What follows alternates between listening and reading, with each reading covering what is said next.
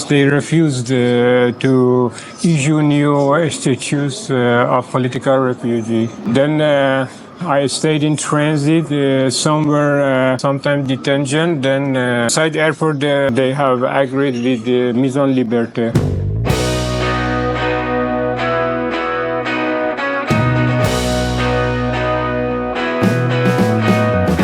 A inspiração do filme O Terminal veio da história real de Mehran Karimi Nasseri, um refugiado iraniano que viveu por anos preso no Terminal 1 do aeroporto Charles de Gaulle, em Paris, de 1988 até 2006.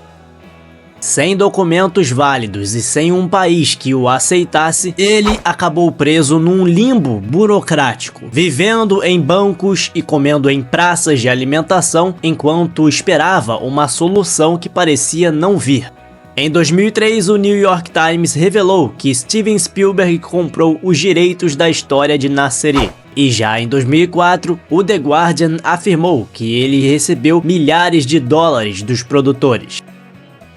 Vale lembrar que antes de O Terminal, a história de Nasseri já tinha inspirado o filme francês Caídos do Céu, lançado em 1993. Ao decidir fazer O Terminal, Spielberg disse que queria fazer um filme que fizesse as pessoas rirem, se emocionarem, chorarem e se sentirem bem com o mundo. Algo leve, esperançoso, especialmente em tempos difíceis. Segundo ele, depois de Prenda-me se for capaz, ele queria algo que nos fizesse rir de novo.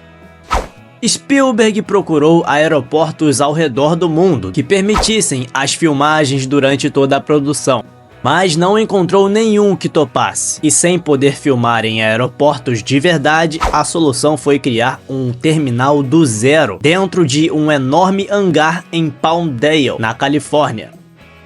O cenário foi inspirado no aeroporto de Düsseldorf e construído seguindo as normas contra terremotos. Curiosamente, o formato lateral lembrava a asa de um avião, e por conta disso, O Terminal foi um dos primeiros filmes a usar a Spider Cam, aquela câmera que voa por cima das cenas.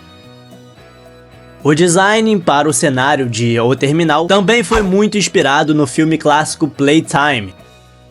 Tom Hanks se inspirou no visual do próprio sogro para criar Victor Navorsky. O seu sogro era um imigrante búlgaro que falava várias línguas: russo, polonês, turco, grego, um pouco de francês, italiano. E já a Cracóvia é um país fictício criado para o filme, que lembra bastante uma antiga república soviética ou um país do antigo bloco oriental. O filme deixa a localização de Cracóvia meio vaga, mas tem uma cena em que aparece um mapa parecido com o da Macedônia do Norte. Curiosamente, em outra cena, Victor mostra uma carteira de motorista bielorrussa.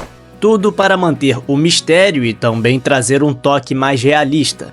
John Williams, o compositor do filme, também escreveu um hino nacional para Cracóvia. O Terminal chegou ao cinema na América do Norte em 18 de junho de 2004. Conquistou críticas positivas e fez muito sucesso comercial, alcançando 219 milhões de dólares pelo mundo. E na história do filme, basicamente, Victor chega no aeroporto sabendo que o seu país sofreu um golpe. Sem um passaporte válido, ele fica preso lá dentro.